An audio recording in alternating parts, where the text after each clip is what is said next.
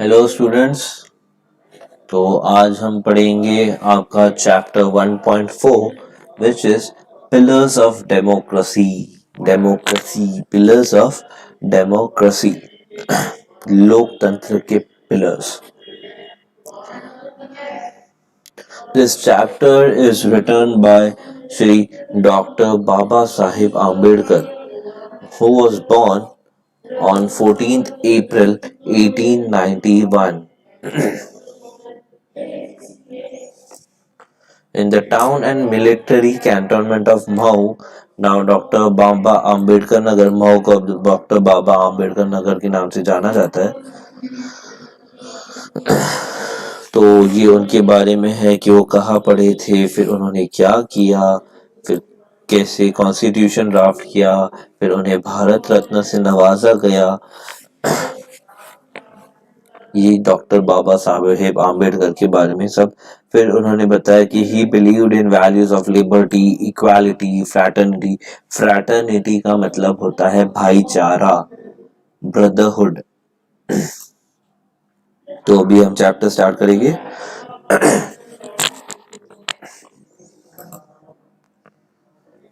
If we wish to maintain democracy not merely in the form but also in the fact, what must we do? अगर हमें सही मायने में लोकतंत्र को मेंटेन करना है, not in just a form, या सिर्फ एक किताबी रूप में नहीं, but in actuality also, what we must do, हमें क्या करना चाहिए?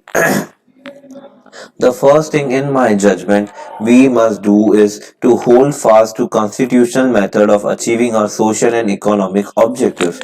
तो सबसे पहली चीज डॉक्टर बाबा साहेब आम्बेडकर जी बोलते हैं जो उनके हिसाब से करनी चाहिए, that is hold fast to जो कॉन्स्टिट्यूशनल मेथड्स है, जो कॉन्स्टिट्यूशनल एक कॉन्स्टिट्यूशन जो हमारा ड्राफ्ट किया गया है, वो कॉन्स्टिट्यूशन के अंदर जो जो तरीके, तौर तरीके, रूल्स एंड रेगुलेशंस, प्रोसीजर्स बताए हैं, उसको उसके तहत उसके अंडर में रह के हम सारे काम करें of achieving our social and economic objective. Social मतलब सामाजिक, इकोनॉमिक मतलब आर्थिक ऑब्जेक्टिव, आर्थिक हमारे जो भी टारगेट्स है उन्हें अचीव, ध्येय उन्हें अचीव करे ये कॉन्स्टिट्यूशनल मेथड के अंदर रह के। When there was no way left for constitutional methods for achieving economic and social objectives, there was great deal of justification. यानी जब ये constitutional method नहीं थे for achieving economic and social objectives, there was a great deal of justification for unconstitutional method. यानी जो constitution नहीं था तब जो unconstitutional method थे उसको डील करना एक बहुत ही डिफिकल्ट सा टास्क था, बहुत डिफिकल्ट था, क्योंकि जैसे कोई नियम कानून बनाए गए हैं किसी चीज को लेके तो हमें पता है, या संविधान के हिसाब से गवर्नमेंट को पता है, या रूल जो बना के बाद में जो रूल फॉलो करवाते हैं, जिनका काम है रूल फॉलो करवाना, उन्हें पता है कि ये सिचुएशन में उन्हें कैसे रिएक्ट करना है, ये सिचुएशन में उन्हें क्या स्टेप्स लेने हैं। बट जब ऐसा कोई कॉन्स्टिट्यूशन नहीं था, जब ऐसे कोई रूल्स नहीं थे, जब कोई ऐसा गाइडलाइंस नहीं था कि कोई पर्टिकुलर सिचुएशन में how government has to react, how police has to react, how the lawmakers and the law followers जो law follow करवाते हैं उन्हें नहीं पता था कि क्या करना चाहिए। तो तब चीजें बहुत अलग थी, बहुत डिफरेंट थी, बहुत ज्यादा डिफिकल्ट थी। But where constitutional methods are open, there can be no justification for this unconstitutional method. जब कॉन्स्टिट्यूशनल मेथड आ गए, जब कॉन्स्टिट्यूशन मेथड ओपन हुआ तो सारे अनकॉन्स्टिट्यूशनल मीन्स जो थे उनके लिए जस्टिफिकेशन की कोई जगह रहती नहीं है। These methods are nothing but grammar of anarchy, and the sooner they are abandoned, the better for us. Grammar of anarchy is a state of grammar of anarchy is a state of disorder due to the absence of non-recognition of controlling system. यानी state of disorder due to absence of non-recognition of controlling system. अभी हमारा जो constitution है which is a recognized constitution. It has been approved by the people and it has been approved by the government. ऐसा constitution है जो सबके द्वारा मान्य किया गया है. But grammar of anarchy means एक स्टेट ऑफ डिसऑर्डर, एक डिसऑर्डर जहाँ पे पाया जाता है, देखा जाता है, जहाँ पे चीजें सही से नहीं हो रही है, कोई रूल फॉलो नहीं हो रहे हैं, क्योंकि वहाँ पे एक लोगों द्वारा, सरकार द्वारा कोई मान्य मान्य किया हुआ ऐसा कॉन्स्टिट्यूशन नहीं है. That is the state of grammar of anarchy. And जितने जल्दी ही ये ग्रामर ऑफ अनार्की खत्म हो, वो ही बात हम सबके लिए अच्छी है. The second thing we must do is to observe the caution which John Stuart Mill has given to all who are interested in maintenance of democracy, namely not to lay their liberties at the feet of even a great man, or to trust him with powers which enable him to subvert their institution. तो जो John Stuart Mill है has given us all, वो बताते हैं कि किसी भी इंसान को आप फॉलो कर, तो lay their liberties at the feet of even a great man. अपनी लिबर्टी मतलब स्वतंत्रता, अपनी आजादी, खुद की आजादी, नॉट एज एन मेंटल आजादी वैसी वाली. हम अपनी लिबर्टी किसी के लिए कुर्बान नहीं करनी चाहिए. लिबर्टी हमारा हक है, हमारा अधिकार है, तो हमें इसे किसी के लिए भी छोड़नी नहीं चाहिए. हमारी आजादी, अगर हम किसी को फॉलो करते हैं, अगर हम किसी इंसान को फॉलो करते हैं, तो इसका मतलब ये नहीं है कि हम उस इंसान के लिए हमारी लिबर्टी, अगर किसी इंसान को हम आइडियल मानते हैं, तो ये नहीं है कि हम उसके लिए हमारी लिबर्टी दांव पे लगा दे, लिबर्टी खत्म कर दे, हम अपने आप को उस इंसान का गुलाम बना ले. There is nothing wrong in being grateful to great men who have rendered their lifelong services to the country. इसमें बिल्कुल भी गलत नहीं है अगर आप किसी ग्रेट मैन, जिन्होंने अपनी जिंदगी के कई वर्ष, कई साल अपनी कंट्री को, अपने वतन को देने में लगा दिए, उन्हें फॉलो करना इसमें कहीं भी गलत नहीं है. पर हाँ, there are limits to gratefulness. कोई भी इंसान कितना भी ग्रेट हो, उनके लिए भी एक ठहराव होना चाहिए. उनके लिए भी, उनके प्रति भी एक पागलपन वाला ब्लाइंड फॉलोनेस नहीं होना चाहिए. अगर आप किसी इंसान को मानते हो, किसी इंसान को आइडल मानते हो, इसका मतलब ये नहीं है कि वो कुछ भी बोल रहा है, कुछ भी कर रहा है, कुछ भी बता रहा है, हम उसे आंख बंद करके मान ले, हम उसके लिए हमारी लिबर्टी छोड़ दे, हम उसके लिए हमारी स्वतंत्रता छोड़ दे. As has been well said by Irish patriot Daniel O'Connell, no man can be grateful at the cost of his honor, no woman can be grateful at the cost of her chastity, and no nation can be grateful at the cost of its liberty. बहुत ही प्यारी line, बहुत ही बढ़िया सी line Daniel ओकॉनल के द्वारा लिखी गई है, जो बताते कि कोई भी मर्द, कोई भी एक मर्द अपनी जो ग्रेटफुलनेस है, अपना जो किसी के प्रति आभार व्यक्त वाला जो भाव है, किसी के प्रति फॉलो करने का जो भाव है, no man can be grateful at the cost of his honour. वो खुद के एक शान के खिलाफ जाके अपना वो किसी को फॉलो करे, वो तब तक उस चीज का कोई वैल्यू नहीं है.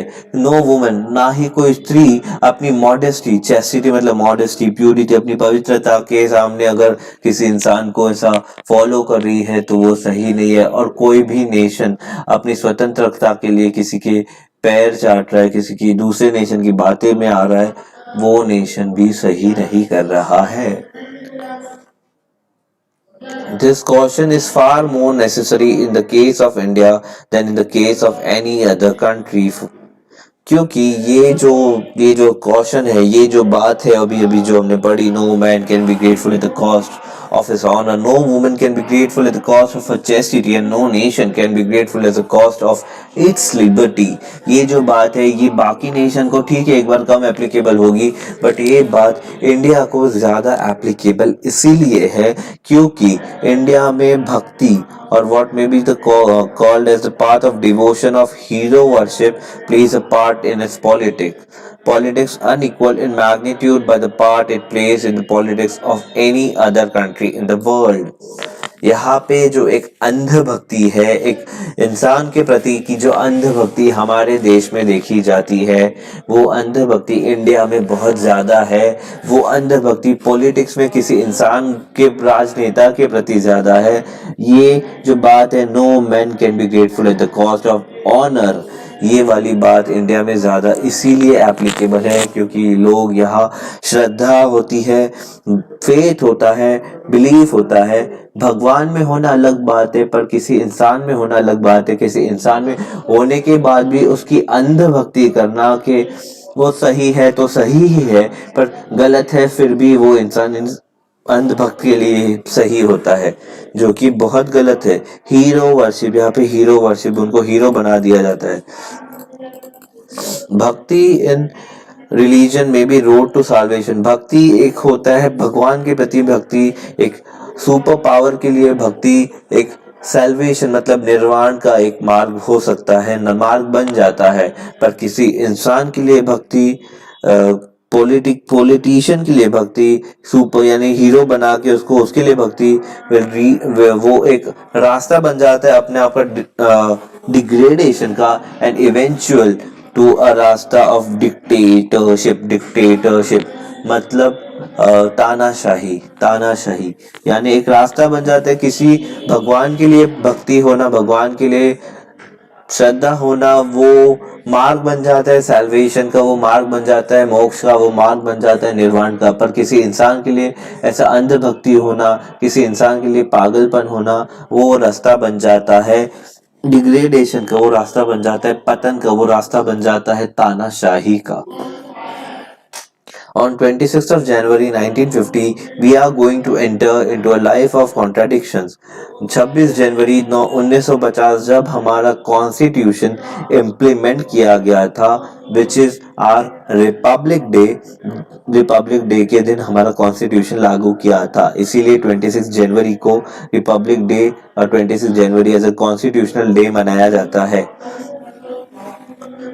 In politics we will have equality and in social and economic lives we will have inequality।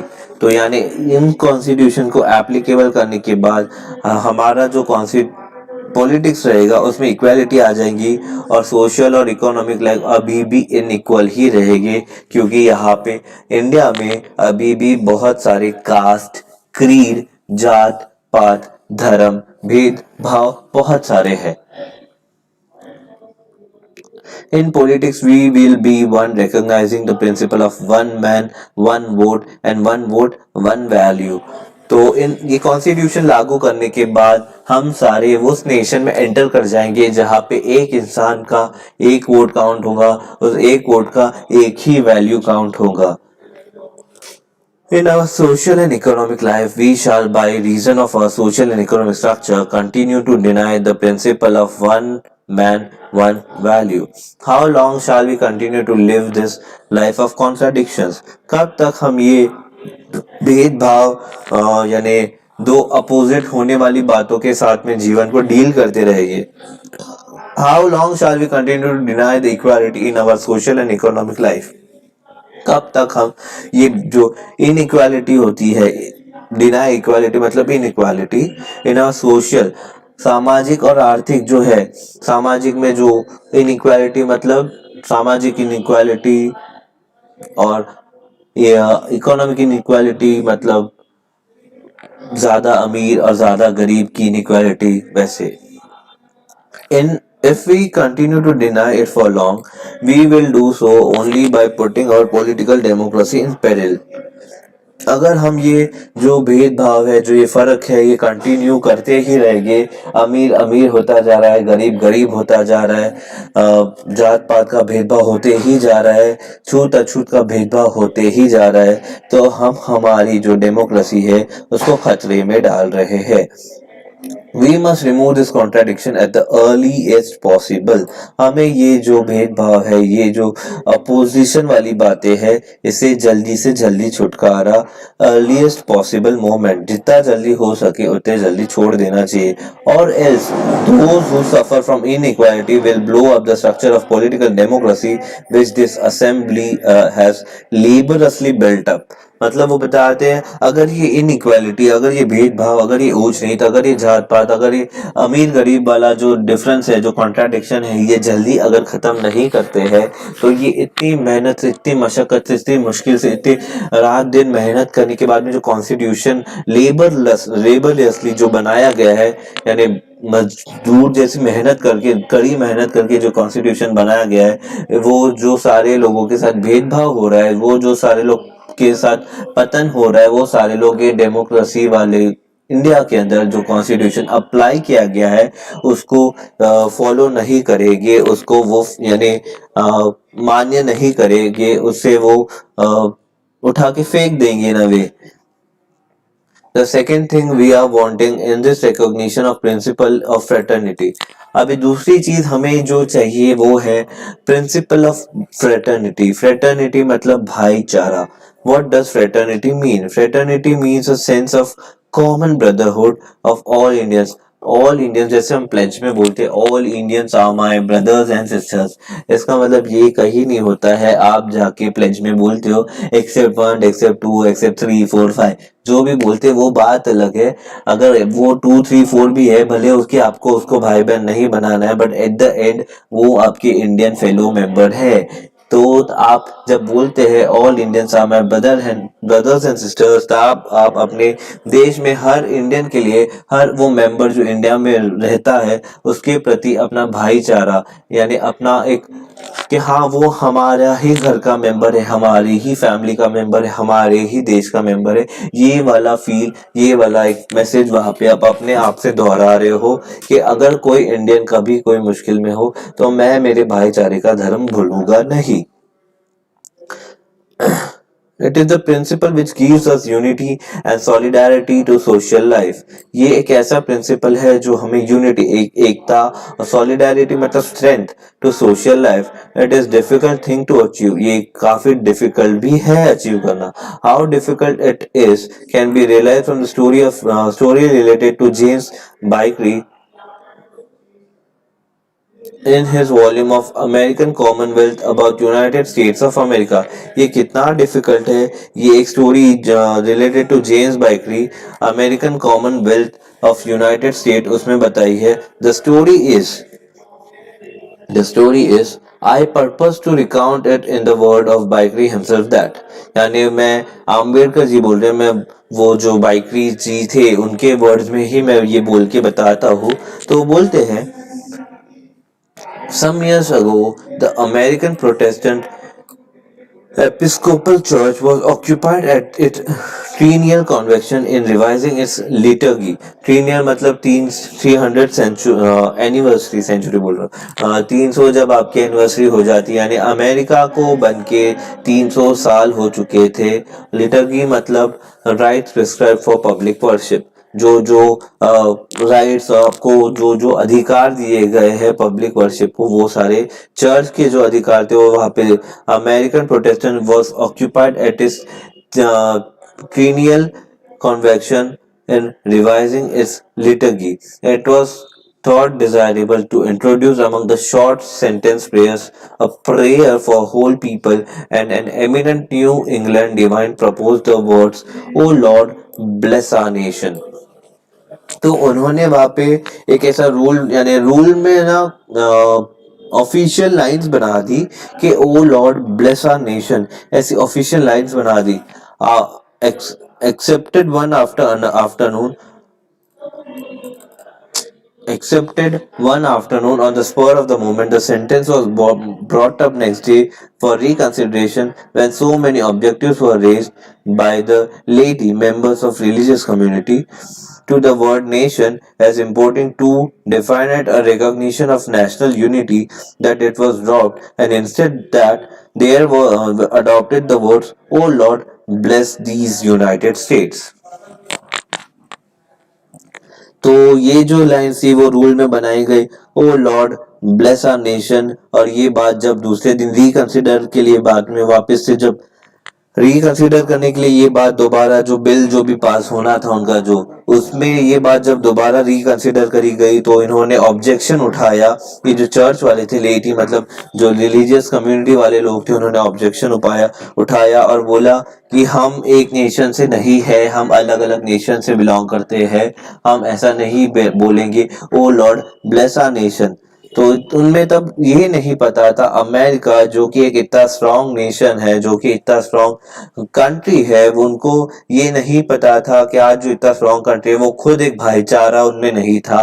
वो खुद बोल रहे हैं कि हम ये नहीं बोलेंगे ओ लॉर्ड, हे भगवान हमारे नेशन पे आशीर्वाद आप बरसाओ, ब्लेस आवर नेशन। वो ऐसा बोलने को भी जैसे हम बोलते हैं हम हमारा हिंदुस्तान, आज जैसे हमारे यहाँ भी ये प्रॉब्लम होता है कि लोग नहीं बोल पाते, वैसा प्रॉब्लम तब हो रहा था कि O Lord bless our nation इन लोगों को बोलने में प्रॉब्लम थी, वो लोग नहीं एक्सेप्ट कर पा रहे थे। तो इस बात से ऑब्जेक्शन से उन्होंने फिर वर्ड चेंज करे और बोलते हैं O Lord bless these United States. ये सारे जो स्टेट्स अलग अलग है, अलग अलग हिस्से जो अलग अलग स्टेट्स हैं, उन सारे स्टेट को ये सारे यूनाइटेड, साथ में यूनाइटेड स्टेट्स, ऐसा फिर उसका नाम आया, O Lord bless this United states.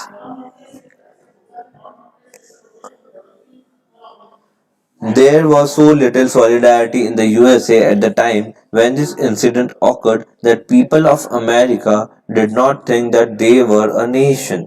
यहाँ पे बताते हैं जो एक इतना स्ट्रॉन्ग नेशन है, people of America did not think that they were a nation. वो अमेरिका के लोग ये एक्सेप्ट खुद नहीं करते थे कि हाँ हम एक नेशन है। If people of US can could not feel that they were a nation, how difficult it is for Indians to think that they are a nation। मतलब इंडिया जब फ्री हुआ, इंडिया जब अलग हुआ, जब इंडिया को अपना फ्रीडम मिला ब्रिटिशर्स से, तब इंडिया भी एक बहुत सारे छोटे छोटे प्रिंसली स्टेट्स के साथ में मर्ज होके एक इंडिया बना था। तो जब यूएस के लोग जो इतना पावरफुल नेशन है, वो लोग ये नहीं बोल पा रहे थे कि O Lord bless our nation, तो इंडिया के लोग जो इतने सारे कास्ट, क्रीड, कलर, धर्म, जाति पाति, ऊंच नीच, अमीर गरीब, इतने सारे डिफरेंसेस के साथ में यहाँ के लोग कैसे इतने जल्दी बोल देंगे कि हाँ हम भी एक नेशन है। तो इसलिए बोलते कि भाईचारा, जो फ्रेटर्निटी वाला फील है, जो सॉलिडारिटी वाला फील है, वो इनकलकेट करना, वो अमल में लाना, वो अपने अंदर उतारना बहुत ज्यादा जरूरी है as a nation, as a member of nation. I remember the days when politically minded Indians resented the expression the people of India. They preferred the expression of Indian nation. I am of opinion that in believing that we are nation, we are cherishing a great delusion. यहाँ पे वो बताते कि एक time ऐसा भी था, I remember the days politically minded Indians resented the expression, वो बोलना क्या एक्सप्रेशन उनका ऐसा, the people of they prefer the expression Indian nation. हाँ वो ऐसा बोलते कतराते थे कि हम इंडिया के लोग हैं। वो ऐसा भी नहीं बोल पाते थे पॉलिटिक्स के अंदर कि हाँ हम इंडिया के लोग हैं। इंडिया को उन्होंने अभी भी एक मानना, एक कि हाँ इंडिया अब आजाद हो चुका है, इंडिया के सारे प्रिंसली स्टेट एक हो चुके हैं, इंडिया के सारे अब राज्य एक हो चुके हैं, वो अब इंडिया एज एन कंट्री के अंदर आ चुके हैं। वो लोग ये नहीं मानते थे। मुझे ये अच्छी तरीके से याद है, यहाँ पे बता रहे how can people divided into several thousand of caste be a nation. जहाँ पे लोग इतने सारे कास्ट के बेसिस पे डिवाइड हो, जैसे इंडिया पाकिस्तान जब अलग हुआ तो कास्ट बेसिस पे अलग हुआ, जो कि शायद गलत था, शायद सही था, मुझे नहीं पता। बट जो जहाँ पे एक इंडिया, जहाँ पे इतने सारे कास्ट है, वो एक साथ में कैसे बोल सके कि हाँ हम एक ही नेशन के, जहाँ पे इतने सारे नेशन, इतने सारे लोग, इतने सारे कास्ट है, इतने सारे अलग अलग लोग है, इतने सारे जाति पाति है, वो सारे लोग एक साथ में कैसे बोलेंगे कि हाँ हम एक नेशन के हैं। The sooner we realize that we are not as yet a nation in the social or psychological sense of the world, that better for us. तो ये बात वही है, तो जितने जल्दी हम समझ जाए कि हम एक ही नेशन के हैं, ये बात अभी की नहीं है। आज हम ठीक है, हम सबको पता है कि हम एक ही नेशन के हैं, पर ये बात तब की है जब कॉन्स्टिट्यूशन ले हो रहा था, कॉन्स्टिट्यूशन अप्लाई होने वाला था, कॉन्स्टिट्यूशन इफेक्ट में आने वाला था 26 जनवरी 1950। तो तब ये उन्होंने बताया कि जितने जल्दी हम ये बात मान ले कि हम सब एक नेशन के हैं, ये बात हमारे नेशन के लिए, हमारे डेवलपमेंट के लिए, हमारे सेल्फ डेवलपमेंट के लिए उतनी ही अच्छी रहने वाली है। For then only we shall realize the necessity of becoming a nation and seriously think of ways and means of realizing the goal. जैसे जितने जल्दी हम ये बात मान ले, उतने जल्दी हमें हमारा डेवलपमेंट का रास्ता पता चलेगा। अगर हम इसी बात के कॉन्फ्लिक्ट में पड़े रहे कि हाँ यार हम अलग अलग लोग हैं, हम साथ में अभी पता नहीं क्यों रह रहे हैं, हम फ्रेटर्निटी भाईचारे वाली फीलिंग अपने अंदर नहीं ला रहे हैं, तो हम आगे हमारा नेशन जो हमारा कंट्री है उसका डेवलपमेंट के बारे में कैसे सोच पाएंगे। तो वही बोल रहे हैं कि जितने जल्दी हम ये बात एक्सेप्ट कर ले, उतने जल्दी हम हमारे गोल्स जो है नेशन के प्रति वो हमें पता चलेगी। The realisation of these goal is going to be very difficult, far more difficult than it has been in United States. ये जो रियलाइजेशन है गोल्स का, ये बहुत ज्यादा डिफिकल्ट होने वाला है। अगर हमने भाईचारा चलो मान भी लिया, एक्सेप्ट भी कर लिया, हमने हो चलो भाईचारे वाली फीलिंग आ गई, हमने एक्सेप्ट कर लिया कि हम एक ही राष्ट्र के हैं, एक ही वतन के हैं, एक ही नेशन के हैं, एक ही कंट्री के हैं, पर इसके बाद भी हमारा जो डेवलपमेंट का रास्ता है, it gonna be very much difficult। इतना ये यूएस में जो यूनाइटेड स्टेट्स ऑफ अमेरिका है उससे भी ज्यादा डिफिकल्ट होने वाला है इंडिया के लिए ये रियलाइज करना कि उसके डेवलपमेंट गोल्स क्या है। क्योंकि यूनाइटेड स्टेट्स में वहां पे इतनी सारी कास्ट प्रॉब्लम नहीं है, वहां पे has no caste problem. In India there are so many caste, there are caste, the caste are anti national. Caste सारी वतन को पीछे रख के, देश को पीछे रख के कई बार कास्ट अपने हिसाब से बर्ताव करती है। The caste are anti national, national is national, anti is opposite to it in the first place because they bring about separation in social life। क्योंकि पहली बात तो ये जो सोशल लाइफ है उसमें सेपरेशन आता है। They are anti national also because they generate jealousy and antipathy between caste. दूसरी बात ये है कि कास्ट की वजह से एक दूसरे में जो जलन की भावना है, बदले की भावना, एक दूसरे के प्रति पीछे गिराने की भावना होती है, कास्ट एंड द क्रीड मतलब वंश। But we must overcome all this difficulty if we wish to become a nation in reality. पर हमें ये सारी जो हीन भावना है, ये सारी जो पीछे ले जाने वाली बातें हैं, ये सारी जो हमें एज अ नेशन आगे नहीं बढ़ने देगी, हमें ये सारी बातों को भूलना होगा, ये सारी बातों को छोड़ना होगा, ये सारी आदतें बदलनी होंगी। We have to be national, we can't be anti national being resident of a nation. तो हमें जितने जल्दी हो सके ये सारी डिफिकल्टीज को छोड़ के आगे बढ़ना है टू बिकम अ नेशन। सच्चे मायने में हमें एक नेशन बनना है, सच्चे एक रियलिटी में हमारे नेशन को लेके आना है। तो for fraternity can be fact only when there is a nation। Without fraternity, equality and liberty will be no deeper than the coats of paint। भाईचारा can be fact only when there is, भाईचारा तभी हो सकता है जब एक nation होगा। Without भाईचारा, भाईचारे के बिना, इक्वालिटी के बिना, स्वतंत्रता यानी लिबर्टी के बिना, will be no deeper than the coats of paint. वो सिर्फ एक पेंट की हुई बातें हैं, दीवार है जिसपे सब लिखा है, वैसी बातें होके रह जाएंगी। और नेशन जो है वो रियलिटी में कभी एग्जिस्ट नहीं कर पाएगा, कभी आ नहीं पाएगा, कभी उभर नहीं पाएगा, कभी डेवलप नहीं हो पाएगा। तो ये था आपका chapter the pillars of democracy. तो पिलर्स कौन कौन से? Fraternity, liberty, equality. ये सारे वो स्तंभ है जिसके ऊपर एक नेशन स्टैंड करता है, एक नेशन आगे बढ़ पाता है, एक नेशन अपने डेवलपमेंट के रास्ते बना पाता है।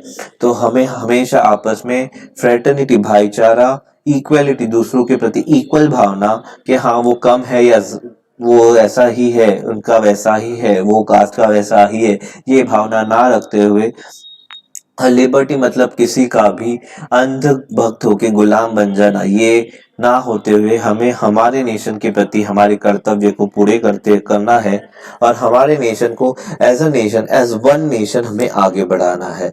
तो these are the pillars of democracy and this was your chapter by doctor Baba Saheb Ambedkar, pillars of democracy. Hope you liked it. Take care, have fun.